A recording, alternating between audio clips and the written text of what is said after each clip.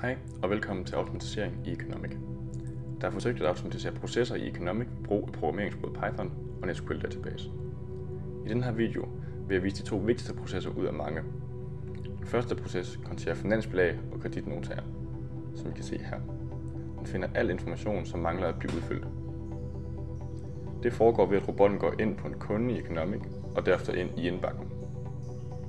Så enten skal bilagene allerede ligge derinde, eller så skal man droppe en pdf-fil i en mappe, og så vil en anden robot, vi har, automatisk liste dem ind. Denne mappe vil blive specificeret senere. Her starter den så bare fra en ende af og forsøger at kontere så mange bilag som muligt. Bilag, som ikke kan løses, eller bilag, som ikke skal konteres, vil robotten automatisk springe over. Det kan fx være et kontoudtog. Robotten bruger en aflæsningsteknologi til at aflæse beløbet, datoen og eventuelt fakturen. For at finde kontoen, modkontoen, leverandørnummer, bruger den en masse data til at træffe beslutninger ud fra, og de vil over tid kunne udvikles til at blive bedre. Derudover behøves der ikke nogen former for aflæsning af Economic, men det gør ikke noget, hvis det er der. Hvis robotten korrekt får afstemt al data, vil den trykke opret ny postering, og den ryger over i en klassekade i regnskabet. Meningen er, at de skal bogføres automatisk i fremtiden.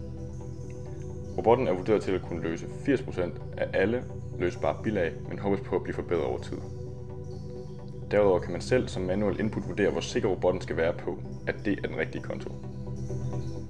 Det skal også nævnes, at en af robotten går ind og standardiserer oprettelsen af leverandørerne. Det vil sige, at alle leverandører skal forbindes til et CVR-nummer. Hvis en leverandør ikke er det, vil robotten notere det, og det skal gøres manuelt. Her kan man se en anden proces, der afstemmer indbetalingerne. Disse skal på forhånd være læst ind. Hvis man har en CSV-fil, kan man droppe det i en mappe, og så vil en af vores robotter indlæse dem. Jeg håber, at I vil være klar på at være med til at automatisere virksomheden, da det i sidste ende vil skabe meget tid. Det vil dog i en overgang besværliggøre en del ting, da man skal vende sig til at gøre, som robotten gerne vil have. Derfor er der vedhæftet et ark med kriterier for, at robotten vil virke, som alle skal tilpasse sig. Ha' en god dag.